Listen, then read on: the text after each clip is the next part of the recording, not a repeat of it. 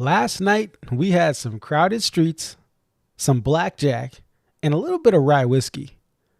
Tonight, we had a bartender, a lot of big whiskey, and while there weren't any gambling songs, we had a lot of May hits or hit mays. Did this set get to 21 or go over or under? We'll talk about that with people who were at the show. The DMB post-show stream starts now.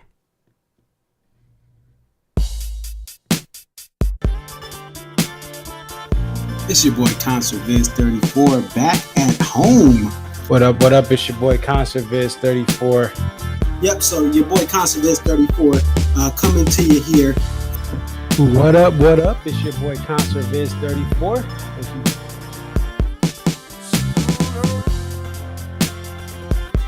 Aria. Okay, so this is Aria, and just tell us a little bit about yourself and about your love for the Dave Matthews Band. I've been a fan of the band since April 28, 1998, and if you recognize the date, that's when Before These Crowded Streets was released. Alpine is definitely a better venue than Summerfest, but we'll take it. I think I've been going to shows for about 20-something years. I always tell people, like, compare DMB to now to when I first started. And I got started, in my opinion, I feel like I got started late. Like, I was at the very end of the band's prime. I feel like that 03 to 06 was like the end of the prime. 07, 08 was like, you know, we're at the very end. And then when Roy passed. But Dave really, this is the thing. Dave has put, Rashawn has been assigned the quarterback of this team. He is the coach, the play caller. He designs the jams. Dave just shows up and plays whatever he's going to play.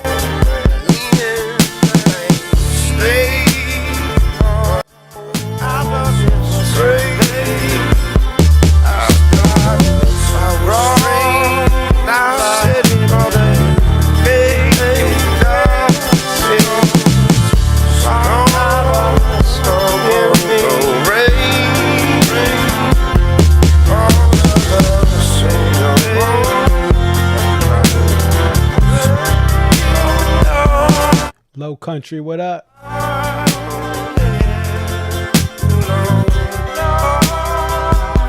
Charleston, what up? Hilton Head Island, what up? Augusta, Georgia, what up? Myrtle Beach, what up?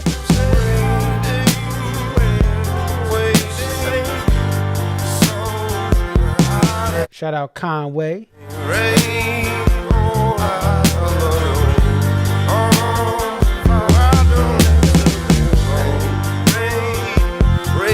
Savannah, Georgia, what up?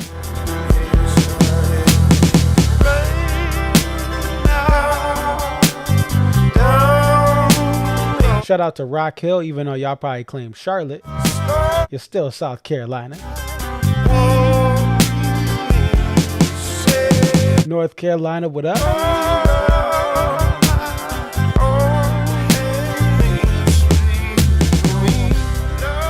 Clemson, South Carolina, stand up. Shout out to them South Carolina Gamecocks, second place in women's basketball this year. To my UConn Husky.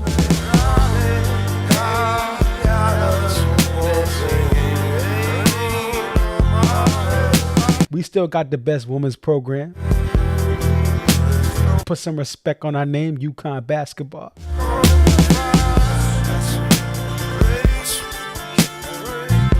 Don Staley got cooked by my boy Gino. Both Philly products, of course. What up, what up? It's your boy Concert Viz 34. Thank you for joining the DMB post-show stream. And we got three different perspectives tonight. We're gonna have a recorded interview from Rob Williams played right away before I even say anything. We'll get to some of my initial reaction, and we'll go right to our friend Pat, who came from New England down to the Carolinas, which is a common theme in the migration patterns of Americans right now. Or he's from New York. He's from New York, right? Upstate New York.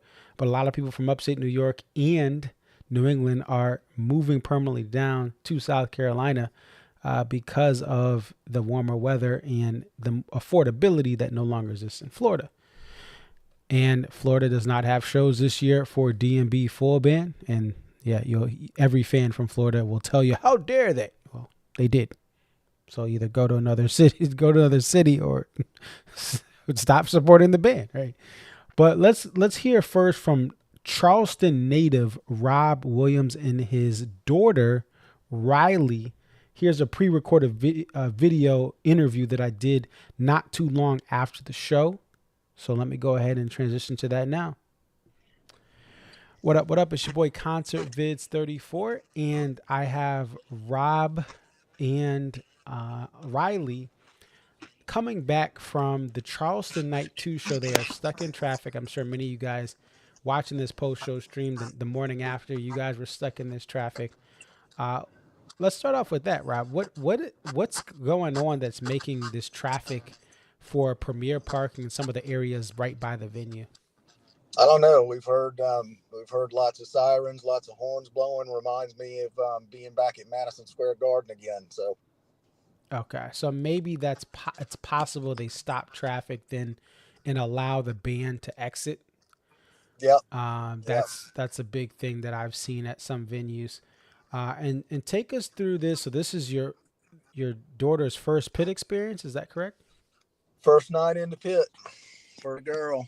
There she is, waiting to get out. Her anxiety level's about through the roof. But no, first pit experience for her, and she had a blast.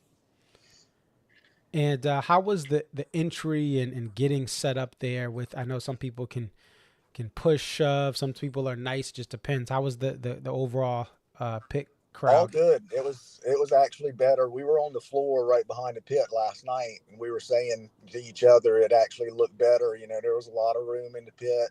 Everybody was nice. You know, I mean, we're in Charleston, and you're at a Dave show. That's two positives right there that you got going for you. But no, I mean, last night being on the floor, it was a little cramped, but in the pit, it was the place to be. Awesome. And let's talk about this opener. Bartender opens up this show. First time it's opened a show this year. And it's a fan favorite by many who love this band's deep catalog. What was it like to get that start off? Strong. Last night's warehouse opener, and then the night bartender. You couldn't have started it off any better. And so the band continues through their set. Ants, Walk Around the Moon, Lover Lay Down. There, what was it like in that after bartender for those next couple songs? It was pretty strong. I mean, tonight's vibe. You know, last night it seemed like about halfway through the show, towards the end, it fell off a little bit. But tonight, I mean, it maintained consistency, and it was. I mean, like I said, everybody in the pit was having a grand time. It was great people to be around. And we get the anticipated tour debut of Seek Up at the 10 spot. What was it like to experience Seek Up here for this set? It was pretty awesome. We had, there were a couple people around me. They were like, they thought it was typical situation. I said, no, this is Seek Up. I was like, fasten your seatbelt for probably the next 12 to 15 minutes, but it was a good one. And speaking of the crowd, what was the loudest crowd reaction to a song for this show? Probably, if I had to say, I mean, it's one of Riley's favorites. It was probably great. I mean, at least for me in the pit, as far as noise, Gray Street was probably the loudest. Gotcha. And that's a fan favorite to sing along to there. And you get some stuff kind of after Seek Up. There's Everyday and Jimmy Thing and Space Between. You get a bunch of kind of either hits and or Jimmy thing. I don't think is a hit, but it's one that people like to dance and groove to. Oh, they were, yeah. I had to laugh because I mean that was a pretty good Jimmy. I mean, being experiencing it live, you know, you get a different feel, which was almost like Word Up. You know, I know that's been played. I know that's got kind of a you know, mystique behind it since they've started it this year, but we were pretty much right in front of Rashawn and Jeff, and you know, I mean, seeing Rashawn, it was being there live for Word Up. It was pretty awesome, I have to say. And talk about that two step. What was it like to get two step to close out the show? I mean, Well, sorry, the main set. I actually thought that was, you know, I mean, it was an awesome two step. I thought it was going to close out to where he wasn't going to have an encore.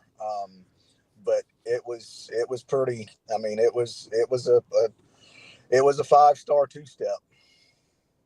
Yeah, and Tim's, at least from home, Tim's solo, it was like somebody took Tim's lunch money and he was taking his anger out on his guitar. I mean, He was taking it out. Yes, he was. Yes, he was.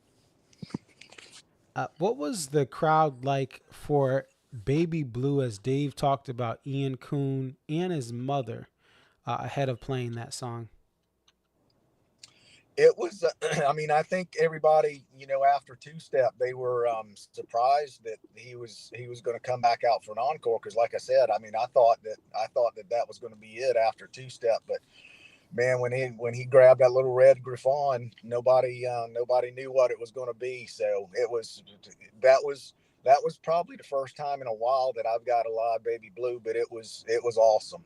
It was really, I mean, you could tell Dave had a lot of emotion into it, and everybody, nobody was talking, and they were just all kind of dialed in listening to it. But it was a perfect E1 spot tonight. Yeah, and Baby Blue joins Shake Me, Squirm, Every Day, Word Up, and Lover Lay Down as being played for the first time in this venue. We have 6 full band shows across 22, 23, 25. We have a Dave and Tim performance in 2019 that also was kind of there. And so as a local to this area, what does it mean for you to have DMB have some regular 2-night stands these for the last 3 selections, 22, 23, and 25? Oh, I love it. I mean, you know, the diversity that we're getting now, and not as many repeats, and just, you know, it's kind of been par for the course so far this year with the selection and all that they've been playing. I mean, it gives me a little bit more to expand on instead of seeing the same thing time and time again. But it was it's pretty cool. I mean, they still got it. A lot of people were talking tonight about, you know, how much longer you think they're going to be doing this, and you hear that pretty much every show, but they sound I mean, they sound just as good as ever, Marcus. I mean, they're not missing a lick right now. Awesome. And this is for Riley, if she can hear me. We've tracked you guys over the last couple of years. You know, Rob, you sent in videos. What does it mean to go to these shows with your father and connect through this music?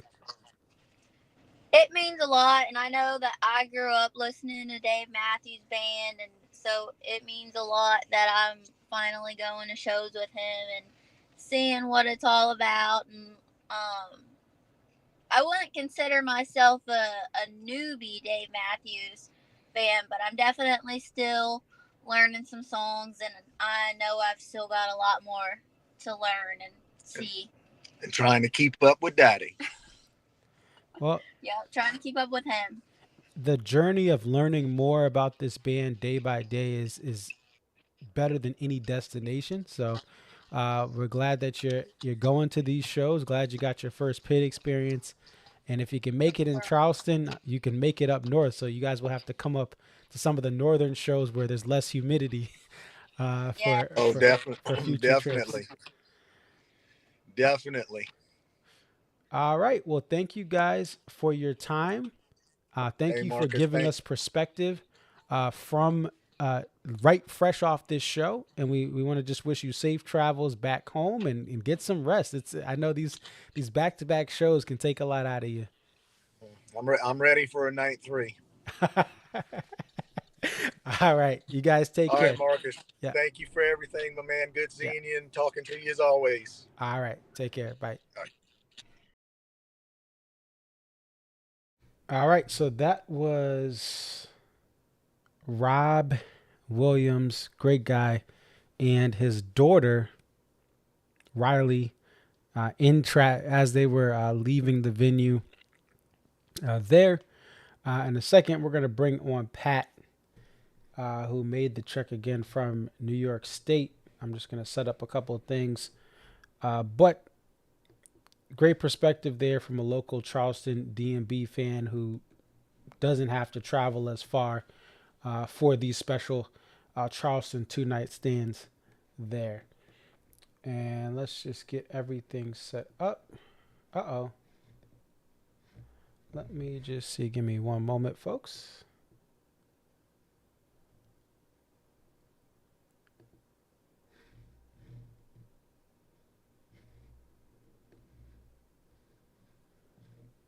All right. We're going to go ahead and try to bring Pat on here. Pat, can you hear me? Okay, we're going to have to reconnect him because I think he's out of the room. Let's see here.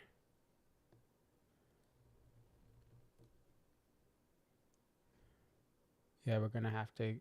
Yeah, let me just go back to me. Bear with me as we get this...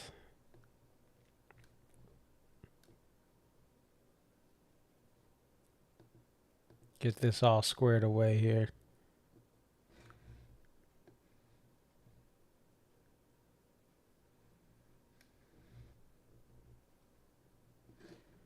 Let's see, but thank you guys again for your patience as we work through.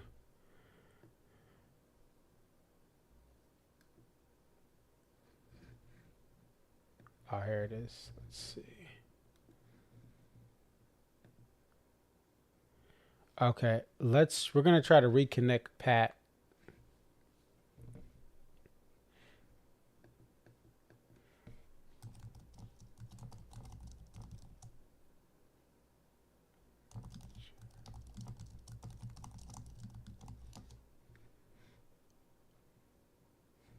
And while we do that, I'm actually going to play an interview from Kumi here and get some of his input. So let's go ahead and transfer here.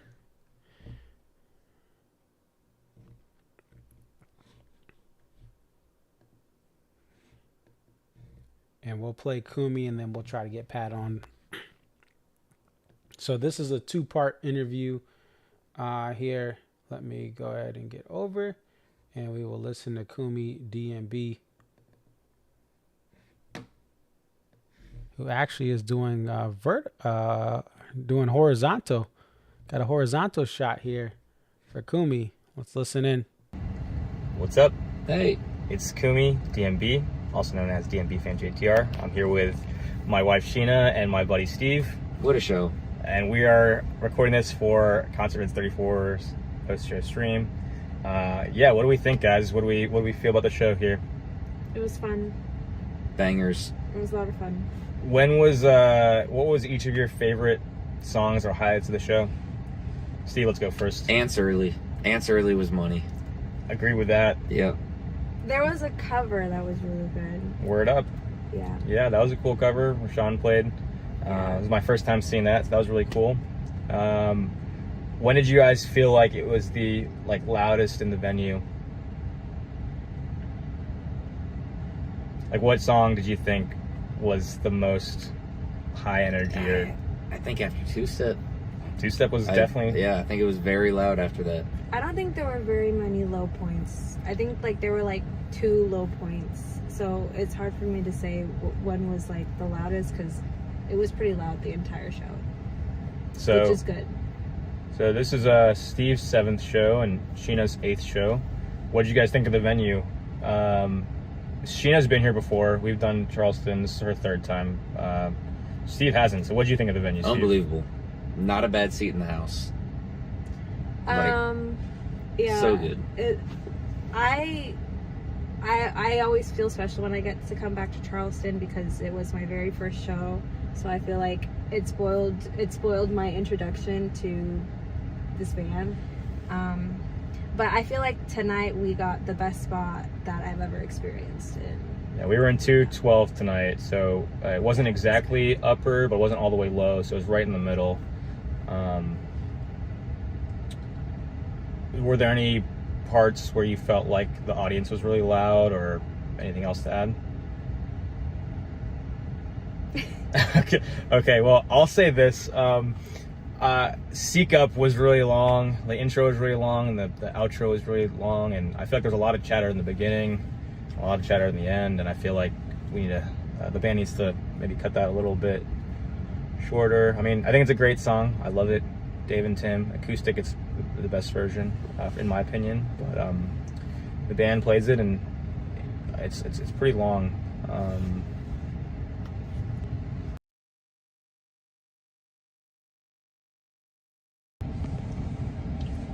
I was surprised that we didn't get Peace on Earth tonight, just because a lot of the Dave Speak and some of the songs that they decided to put on the set, it just seemed like we were gonna get Peace on Earth. I'm not mad about it, but that was kind of surprising.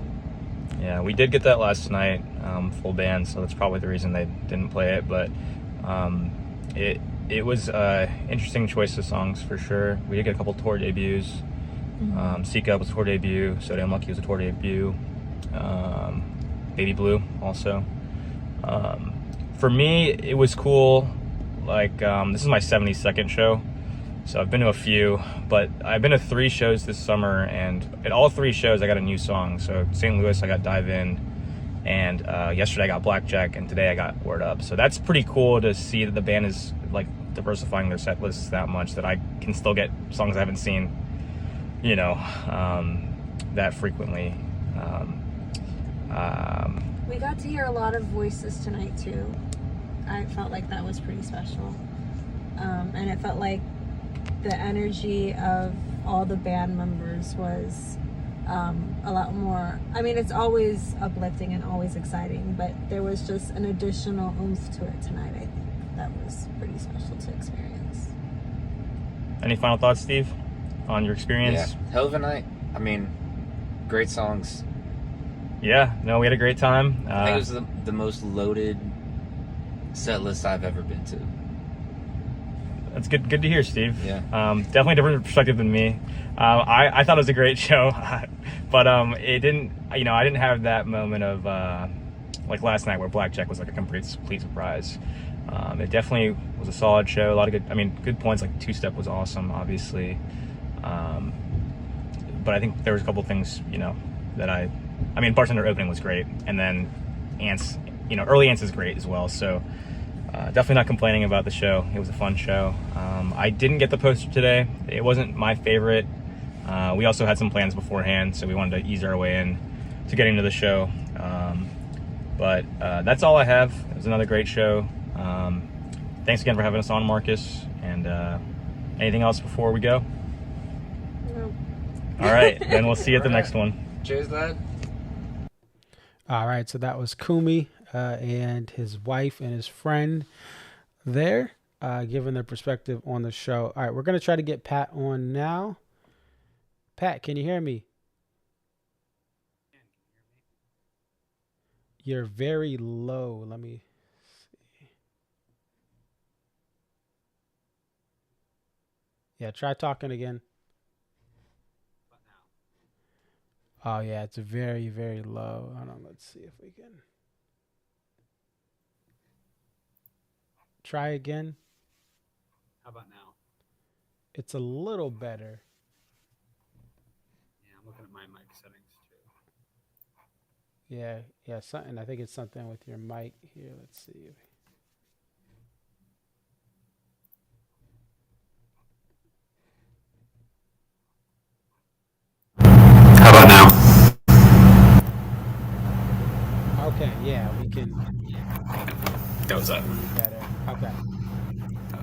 All right. So Pat, thank you for joining the DMB post show stream. Just first, before we get to like the show, what made you kind of plan this trip from upstate New York to come down to Charleston? I, I've kind of had this idea of trying different venues over the last couple of years. I went to Guilford last year for the first time as like a new venue travel show. I know the band went to Syracuse and Bethel this year, and Syracuse is kind of my quote unquote home venue, even though they've only been once in the last couple of years. But I had some time this weekend and just really wanted to get out and had a lot of stuff going on in life, and I kind of just spontaneously said, "Hey, I'm going to Charleston," and I'm very glad I did. I had some help from some people who gave me some tips and made it work. And with this night two show, was there anything maybe in venue in your experience that maybe us at home may have missed even on couch tour that you kind of experienced there?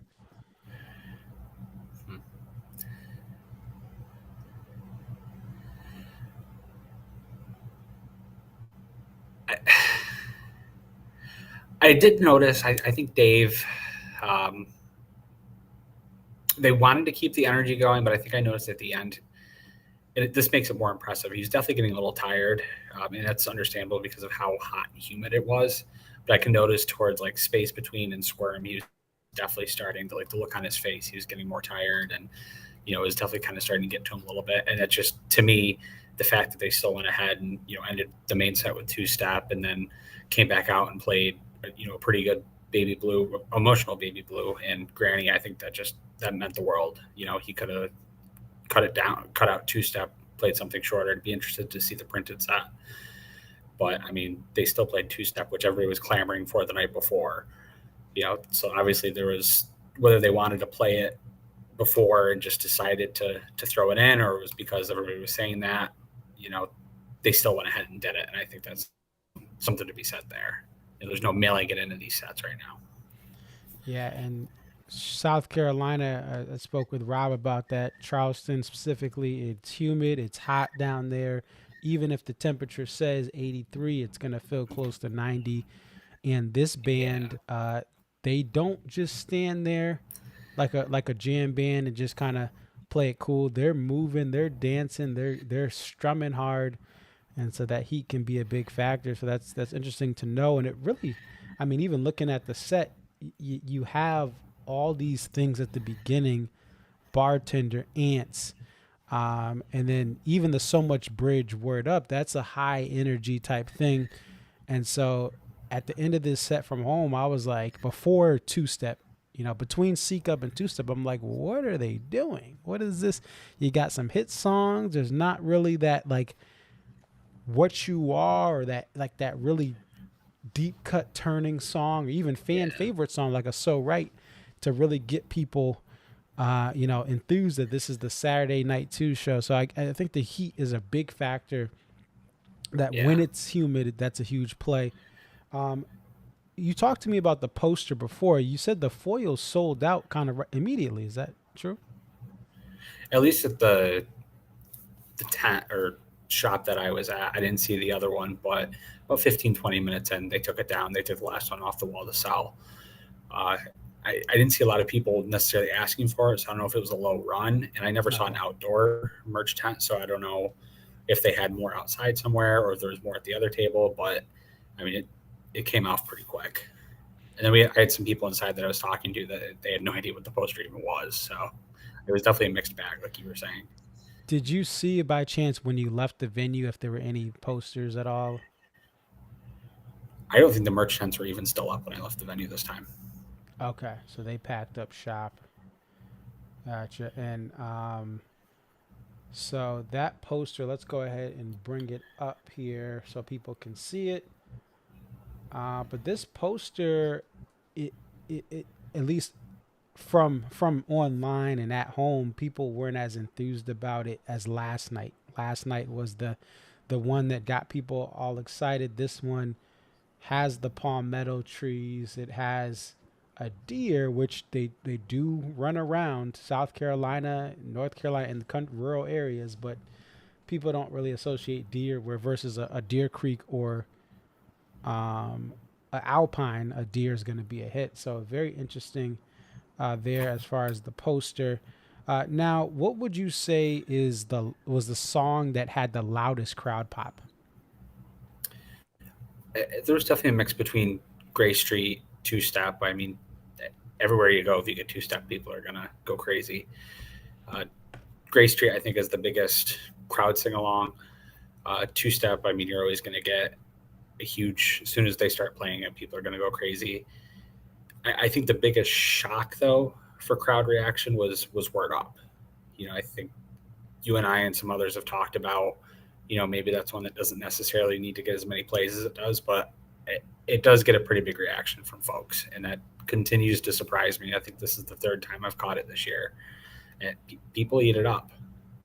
I don't know if it's just because they really respect Rashawn or if it's a cover that they really genuinely like, but people eat it up. And speaking of Word Up, someone reached out to me today from the pit. They said they were in the pit, and when Word Up started, Rashawn mouthed the words, "I bleeping hate this." And so the rest of the band started laughing. And so it is possible, this is my theory after getting this intel from the pit tonight from someone who was in there, it's possible Bayou was actually played for shows that Rodrigo Simas is doing photography, because the two songs he dislikes from the band's catalog is Come On, and Bayou. So if you look at some of the times Bayou is actually played the most frequent, it's when Rodrigo is taking photos and shooting, or he's with the band in some capacity, and they do it to troll him because they know he doesn't like the song. And so maybe this is some sort of, we put it on the set list, make Rashawn sing, and it's kind of a little bit of a gag or a joke. I would think that makes it even funnier, even though, a lot of people are trying to avoid this song in the diehard portion of this fan base that's online. But like you said, it's hitting. Other people throughout this tour I've interviewed have said the same thing as you. The crowd loves it. We had Kumi's wife who said she liked it as well. So as much as we want this thing to go away, it's a fun joke, it appears, and it does land well with the overwhelming majority of a crowd is going to like these covers. They're going to like Gray Street Ants, these hits, which you got. Did you actually leave during Everyday Jimmy thing, like kind of say, hey, I'm going to go take a little bit of a break, grab a drink, go to the bathroom? Did you kind of walk out during that? No, I never do that during a show. I love Jimmy. First of all, it's one of my, I wouldn't say it's like a top favorite, but I really like it. Every Day isn't one of my top songs, but I mean, it's still good to hear, especially, I know it kind of took a little bit of a break last year. I mean, I still enjoy most, if not all of them. The second half of the set was a little strange, but it was still pretty good all around, I thought. It wasn't, Bartender Ants Walk Around the Moon start, but. And for tonight's show, what was your favorite song or moment here? Definitely Bartender. It's my favorite Dave song all around, and to get that as an opener is just top tier. I can't beat that. And what were your overall impressions of coming down to South Carolina? Would you come back, whether it's for DMB or other things? Did you like it, dislike it? Yeah, I mean, I've had a great time. I'm going back early Monday morning, so I'll have some more time tomorrow. The venue was really nice. There's a nice area all around. It was easy to get to and from. There's a nice cluster of hotels where I'm staying about 20 minutes away. The airport was easy to navigate. And I think a lot of fans that I've talked to have felt the same exact way. You could stay for the week, which a lot of people do. Obviously, during the summertime, you could stay for a couple of days, like over a long weekend, like I'm doing. You could go in and out over just one short weekend. I think in terms of other venues, it's easy access. Even getting out of the venue at night. I mean, it's took me a little longer than I wanted tonight, but it wasn't terrible. I think I noticed that there were some hotels that are closer by if people wanted to walk. I think that overall this place leaves a good impression on people. It's small, it's intimate. Got to meet Rob and Kumi today, so that was really nice too. I've had a good weekend. It's something I would definitely come back for DMB. All right. Well, hey, Pat, thank you for coming on. Thank you for your passion for this band. On X, you can follow him at Patty O'Brien USA. I think one of the things I love about what you do is you share your gratitude for this band. Obviously, we have, I joke about songs and not liking things, but this music is powerful. This music has changed our lives for the better. And even for some people like Kumi, his wife has found this band. People's friends have found this band, and people's children have grown up on this music, as we saw from Rob. So I always appreciate that. Again, follow him on X, Patty O'Brien USA there. But enjoy your Sunday in Charleston or in the greater area there, wherever you are, specifically in the metro, and safe travels back to upstate New York for Monday. Thanks, Marcus. Thanks for all you do, and thanks for having me on. All right. Oh, you're welcome. All right. Take care. Bye. And speaking of travel, on Monday, tomorrow and Monday and Tuesday here in the Northeast, Mid-Atlantic, even portions of upstate New York. It's funny, Pat's going to be bringing back some heat wave weather with him. We're supposed to get almost to 100 degrees here in Connecticut. And the heat indexes are even higher than that. And that's not typical for Connecticut. Granted, we do get in the 90s every year, often. There's heat waves that happen every year, but to have upper 90s for 3 or 4 straight days plus heat index is definitely a little more above what we typically get here. As I can tell you, from a kid to now, our summers have gotten warmer, much more 90-degree days now than when I was a kid. The Connecticut summer, I used to go down south to visit family, Georgia, Florida, but I come back up to Connecticut. It's like 75 every day. There's no humidity. Now we get that Virginia in the humidity. We get that Virginia Mid-Atlantic humidity, Maryland humidity now up here more frequently. Not that anyone cares about all that. All right. So just briefly, I think the thing about tonight, you guys want to hear from the people that were there, and you did. And I think they gave great perspective. I listening to this on the couch tour, patching different people. Shout out to all the people who streamed and tried to do everything possible to make it work. We do appreciate you. I think after Seek Up, to me, that's where I was like, from at home, I was like, every day. The second half of this show was meh until Two-Step. You had every meh, Jim meh thing, the meh between, or the space between. Squirm is all right. I don't think, the more I hear Squirm, the more it doesn't stand up like the other songs. And then You and Meh, and then Shake Meh, and then you get to Two-Step. And some of these are fan favorites for people who like the hits. But for someone like me who likes to get more of the deeper cuts or the popular songs that to me have more intrigue, and like a Gray Street, for instance, is a hit song, is a radio song, but I love it. I love what that song is. Actually, I play it for my son nearly every day. He is 3 months old, and it actually relaxes him. He enjoys hearing me play guitar.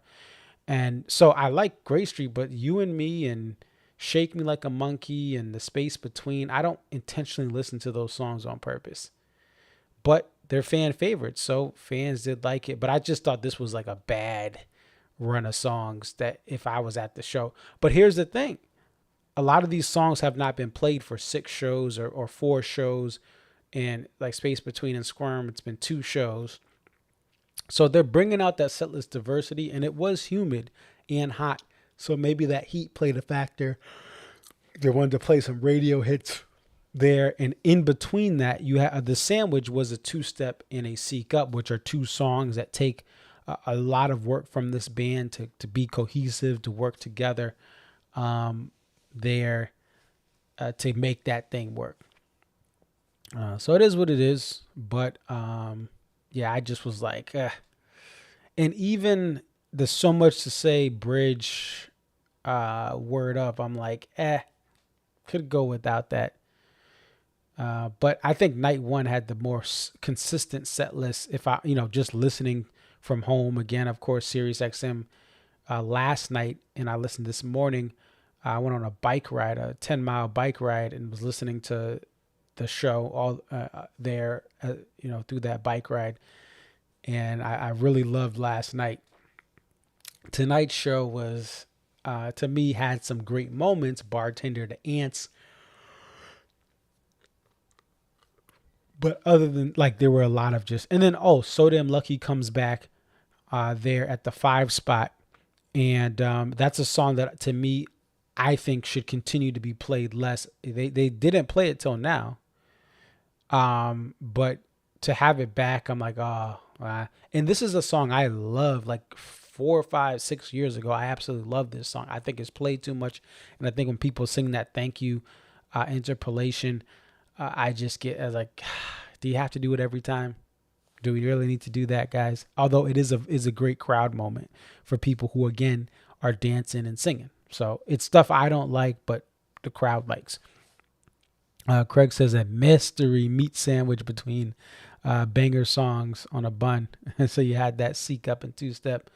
Another thing here, no Before These Crowded Streets. Last night we got a lot of BTCS, but no Before These Crowded Streets. And also another trend that's shocking here, 4 Big Whiskey songs leads the way for the song spread as far as discography. And so I've always said the great thing about this tour is most of the shows have not been Big Whiskey heavy. And even some of the shows like last night, Line in the Hands of God is an anomaly from that record, meaning most of that record is loud rock and lots of horn play. But Lying in the Hands of God is sax, soulful sax, acoustic guitar can be heard because electric guitar is chilling in the cut from Tim. And so Dive In's another song that's been played this tour that, again, there is that electric guitar solo and it does have electric elements, but it is more of a quieter song. It's not a wall of sound type thing. But I always say, listen, we don't need all these Big Whiskey songs. And even last night we got a 7. So it's interesting to see that Big Whiskey leads the way, which has not been the norm. Usually Under the Table, Crash, and Before These Crowded Streets have been some of the higher ones. Another interesting thing is we don't get something from Busted Stuff like You Never Know or Busted Stuff. We do still get 2 songs from the record, but I think sometimes for a night 2, fans want to get that, or Kit Kat Jam, right? You want Kit Kat Jam, You Never Know, or Busted Stuff. Those are songs from that album that are some awesome deep cuts. Also, Every Day, we don't get a So Right or What You Are. Those songs have been played in this tour. And those are songs that people, I think, would love to see repeated. But it was not repeated. So there you have it. I want to just pull up a little stack diagram as well. And let's go ahead and put this up for you. And let me move it so that it is actually, I don't know why it just turned into a, let's see, let's get this thing up and then let's move it. We're going to make it a little bit smaller. Bear with me. And we'll slide this in. Okay. So this was something that I tried to do just to kind of compare it. And sometimes my hypothesis was we were going to get like you were going to see a big difference for this night as far as the amount of songs that were repeated before Charleston night 1. What this is measuring is, okay, you go to Charleston night 1 and you go to Charleston night 2, but that night 2 show is going to have a lot of songs that you haven't even heard in the 2 shows leading up to the 2-night stand. So in 2022, right, the band does 2 shows in Charleston, South Carolina. And if we look at the 2 previous shows to this run of Charleston shows, the night 2, specifically night 1 has its fun. Night 2 comes out. There are 8 songs repeated from those previous 2 shows before Charleston night 1, and 1 segue. Anyone seen the bridge? Now in 2023, this is where we see a huge jump up. 19 of the 20 songs and 1 segue, they were played in Wilmington, North Carolina. We talked about that last night as well. That this night 2, essentially, if you went to the Carolinas four-play here, 4-pack, right? You saw 19 songs night 2 of Charleston that were played in Wilmington, North Carolina. So you're not getting a lot of song diversity between those 4 shows. You're getting a lot of songs that were played again. Now you could argue what songs would you want to hear again and what songs you wouldn't, but you're getting a lot of the same. You also have 1 segue in Pintala Nagapampa. Now tonight, we started off in the first 10 songs. You had a little bit of a lower count, but it did get up to 7 songs were played either in St. Louis or Riverbend. Those are the 2 shows before Charleston. And you had 1 segue. Anyone seen the bridge that was played? So it did climb up to 7. If it stayed at a 5 or if it was at a 4 or a 3, I would be here with a little more joy saying, look, the band is really saying we're not even going to play the 2 shows before this 2-night stand as frequently, and we're going to have even more set list diversity. At the end of the day, this band is playing sets where they're playing more songs and they're repeating certain songs a lot less than the typical tour. And that's because if you look at these show gaps, there's larger gaps between them, the times they're playing these songs. And you're also seeing tour debuts like we saw tonight, Seek Up debuts, So Damn Lucky debuts, and then Baby Blue in the E1 spot sees a tour debut. So I think those are great things here to note. So yeah, there you have it. Now, a couple other things here on the docket. Recently I've just been seeing a lot of questions on Reddit, a lot of concerns when it comes to just DMB talk. And I think Reddit is starting to get a little more traction. Ants is dying down. There's a lot less traffic than 5 years ago, even further back. Facebook groups are the Facebook groups, and they have their ebbs and flows. But there's a lot of different things people are saying. Now, one of the things that I did want to talk about, having a son who's 3 months old and enjoying this time, I want to make clear, and I think I did this last year, like someone, and this was just a question. To be fair, this was someone who asked this question and they got answers back. And so they wanted to bring their 3-year-old and a baby that would be 2 months if they're delivered on time to the gorge. And the overwhelming answers were like, you don't bring a 2-month-old to the gorge. But I want to stress, like, it's one thing to have a very young child that's maybe 3 to 6 months old, that maybe they spend a couple hours with grandma or with uncle or aunt at the 3 to 6 month year old range. And you're in Charleston, you're in Chicago, you're in Birmingham, Alabama, and they're just down the road. That's one thing. The gorge is a whole different beast. And my recommendation even to that was you absolutely should not be taking a 2-month-old to a show. Now, again, maybe it's a no-brainer, but every year people ask, they try to push when they should do this. And the same thing, and this is where you want to consult. Oh, yeah, I did talk about this last year. You consult with your doctors and your team, whether you're about to deliver a baby or your due date's coming up, or you just had a baby and you want to go to the gorge. But the danger is, if you are 8 months pregnant, if you are close to term, or even if you're 2 months out, the Gorge Amphitheater is not close to any medical facilities. They probably would airlift you to Seattle or Spokane. And so that's going to be costly. If you need immediately health attention, it's a dangerous thing to play with. If you're just had a baby or you're carrying it, but consult with your medical professionals. But I just my thing is, and I know people who bring their kids who are very young to shows, right? And that's their thing. But my thing has really been, enjoy these early days. And now that I have a 3-month-old, there's no way I'm going to the Gorge this year. Absolutely zero, not even in the question. I'm going to 4 shows. They're all very close to me, within a 3-hour radius of where I live.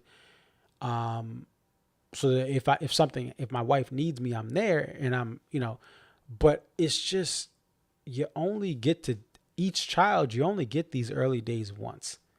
I'm sorry, a DMB show is not more, if the kid is 2 months old, a DMB show is not worth going to over these early days. As literally a month ago, my son was 2 months old.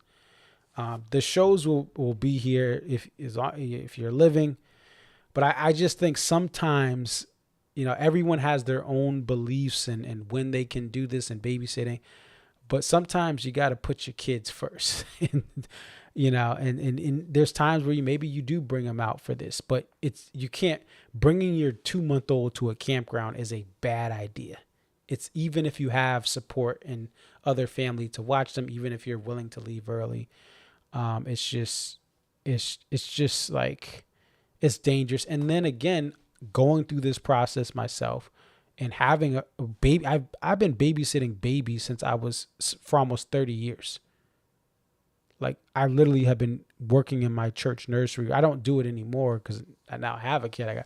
But my mom's ran our church nursery since 97. And so 97, 98, I started watching babies. And then I babysat my kids' babies in recent years. In the last 10 years, I babysat them for periods of time. But the early years, when you have to have all those shots, my son has one set of shots. I don't think you should be bringing a kid that's under 1 year old into the venue. That's my personal opinion. But obviously consult with your doctors. And some of this stuff, even to get even more personal, I'm not going to even think about having my son at a show until he's old enough to say, hey, I want to go to a DMB show. And even still, I may still say no. And to see, depending on the climate of shows at that time. That's just my opinion. Some people bring their kids at 3 and 4, and you can do that. You can swing that much better for Gorge or other shows if they're 3 or 4. But I probably won't do that with my son. I never say never. You learn, you get things. I just can't see. They're gonna be babysat. They're going to be with other family if I'm going to shows for, trying to, do that. That's just how I feel.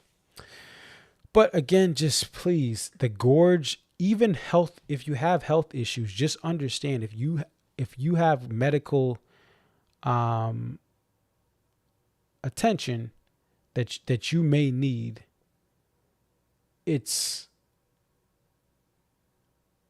something where you do want to consult with your doctors, consult with your medical team, whatever you have, because the Gorge is very far from Seattle and Spokane, right? Someone says by the time you can say that the band won't be touring. Yeah, it's possible. And if my son never gets to a DMB show, so be it. I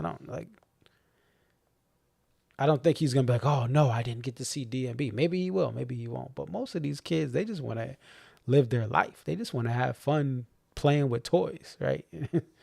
or sucking their thumb, right? That's really what it comes down to. All right, so we have Birmingham coming up, and we have, let's see, we can look at the next 5. We have Birmingham, Alpharetta, and if you want to come on the postal stream for those, let me know. Birmingham, Coca-Cola, it was an amphitheater. That is a new venue which has no covering in Birmingham, Alabama. It looks really cool. You'll see some video footage from that in the postal stream intro from this awesome venue. But I saw some drone footage the other day from a local news channel. I'm not in Birmingham, but I saw it on, I think it was Facebook or X. Came into my algorithm, Coca-Cola Amphitheater, and the venue looks pretty solid there. And Alpharetta has not sold out. That's another thing that's interesting with this one. The last couple of years, this has been a harder ticket. The lawn I think it was 2 years ago, was like you were paying $150 on the secondary for lawn. And this is Ameris Bank. This is not in Atlanta proper. It's in the suburbs. Alpharetta, Georgia is, I believe, northeast of the city. It's definitely north of the city. But it is not in downtown Atlanta like Lakewood, aka Lakewood Amphitheater. And I'm sure Kumi's going to be at that show. He lives in Georgia, last I checked, amongst other people. So those are the shows coming up. And then we have Chicago for 2 shows next weekend. So I'll be on for post-show streams for those. And I love Chicago. I don't see myself planning a trip to Chicago to see DMB when they play Northerly Island. Northerly Island is a venue that has its challenges. And so I do Alpine years. I go to Chicago for a couple of days and I head up to Wisconsin. So great city. I just want, but if you're going, the city will have a lot to offer.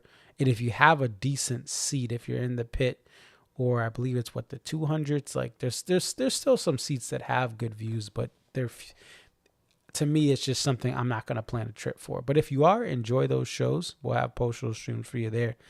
Then we go into Canada, which still has a losing streak of not winning a Stanley Cup. Any of the Canadian teams, none of them have won a Stanley Cup since Montreal Canadiens in 1993. So I love that streak continues. The Oilers got cooked in Game 6 due to lack of goaltending, and the Panthers have won another Stanley Cup, back-to-back top dogs there in the NHL. All right, it's your boy ConserViz34. We're gonna close out with during the E1 Baby Blue, it was kind of dedicated to Ian Kuhn, who was very close with this band.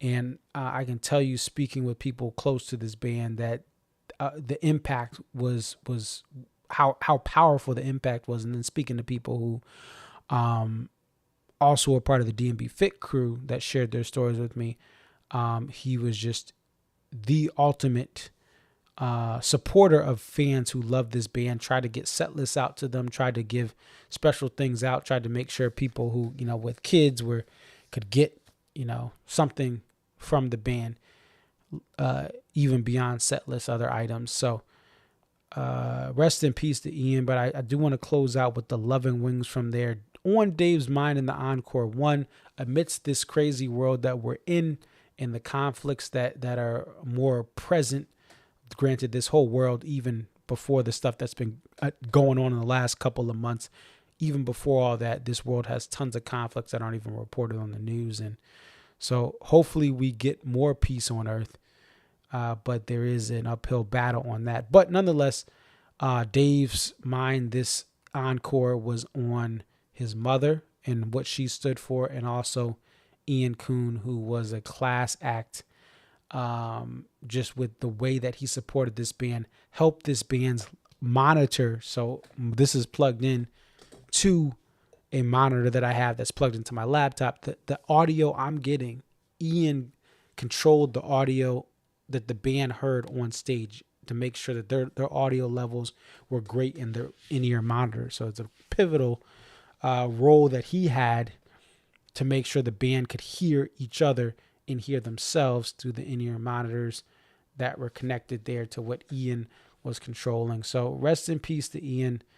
Every story I've heard about him has been great, and just so many things said about him since his passing earlier this year, as far as the type of person he was, including Dave, who had some words for him as well after his passing. Anyway, let me close out the show with this Loving Wings from Mexico. Rest in peace to Ian. Rest in peace to Mrs. Matthews, Dave's mother, who also passed away. They within, I think it was like days of each other, Ian and Dave's mother passed away. If not weeks, it was like the same month they both passed away. So 2 tough losses for Dave, a man who's lost a lot of people close to him. Leroy Moore, his founding saxophone player for Dave Matthews Band, and a huge part of pushing Dave. And, you know, Dave's father died young. His uncle passed away, as well as he was on his rise up in this band. So he's been through a lot of heartbreak, but despite that, Dave has given so much to this fan base and to the world, to use his voice, to use his music to inspire us all to be hopeful. All right, I promise you this time I will transition out here, but this is Loving Wings from Mexico this year. I'm going to send this to my friend Ian Kuhn, who can't be here right now. But he would be if he could be.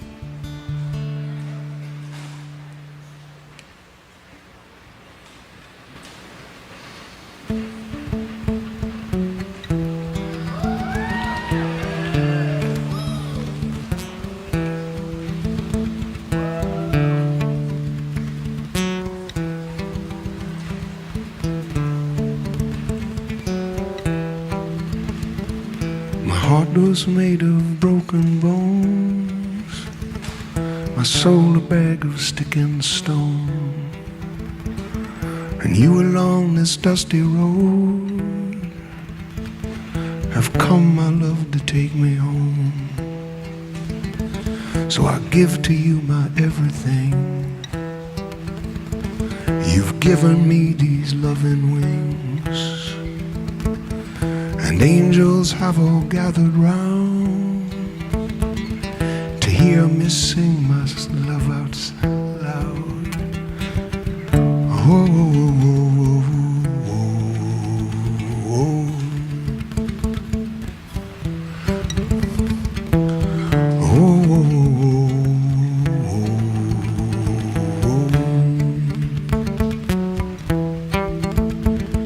You lightly lifted me away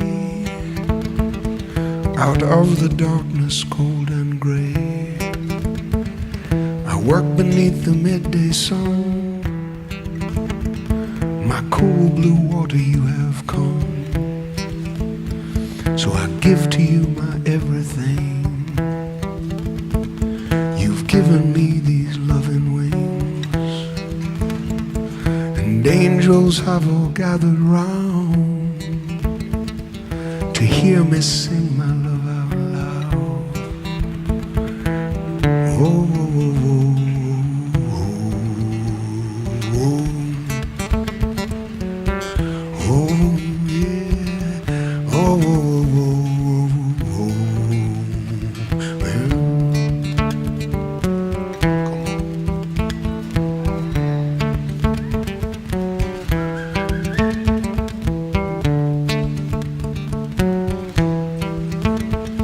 So take your place here next to me, and I'll take my place there next to thee.